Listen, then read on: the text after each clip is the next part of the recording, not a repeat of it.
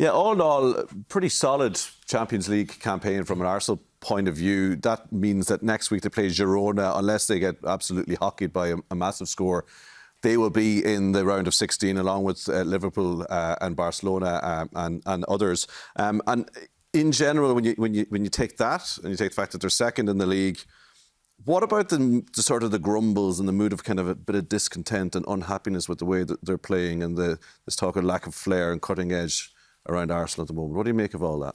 Yeah, I think it comes down to the fact that it's 5 or 6 years into the reign of Arteta. And it doesn't seem to be getting better. It seems to be slowly declining again. I think they had when he started to trust the process and all that sort of thing, it was exciting football and you were a little bit gung-ho at times. Now it's really, really controlled, and he can be a bit stubborn in terms of going about getting results, and they found out in the Premier League that teams are starting to work them out. Teams are defending deep, teams are frustrating them. In Europe it's been fine, so I think the fans just want to be entertained a little bit more. Against this level of opposition in Europe, Arsenal will always be very, very comfortable, and they'll be good because they're good on set pieces, and that will really have a big effect in Europe. Whereas in the Premier League, you need a little bit more than just set pieces. And we spoke about, I think, after the Monaco game a couple of weeks ago, they've become a little bit predictable in how they play, and the bigger teams and the better teams will work them out quite quickly. Horrific injury list, though, as well, Damien. That has to be taken into account as well, though, doesn't it? It does, but I think they need a better squad, deeper squad, more quality. You know, you look at when that man on screen there went out of the team, 𝐀𝐫𝐬𝐞𝐧𝐚𝐿 goes out of the team, they really, really struggle. You know, if Arsenal are serious about winning the Champions League, winning the Premier League, then they need to go to Atalanta and get Ademola Lookman out, put him on the left-hand side. They need to go and get a number 9. I know there's like Sesko, Isak, Osimhen, or whoever it may be. They need to go and spend that money, because that's the level of quality that you need throughout your team.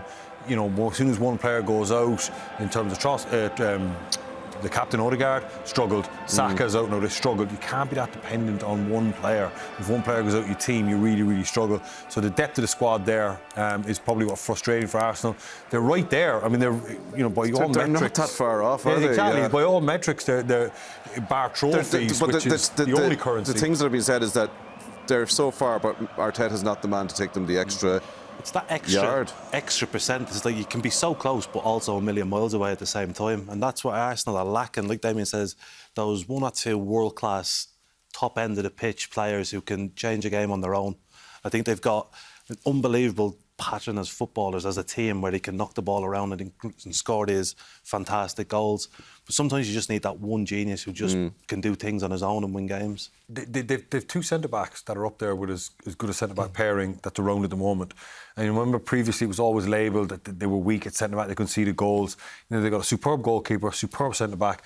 They've got a good defensive midfield player, options with Partey and Rice. Full-back area, they're pretty decent. Maybe a slight upgrade, but it's not a huge issue. But it's just at the top end of the pitch, they're just too reliant on certain players. Would you, if you were in the boardroom then, say, Arteta's our man, let's back him?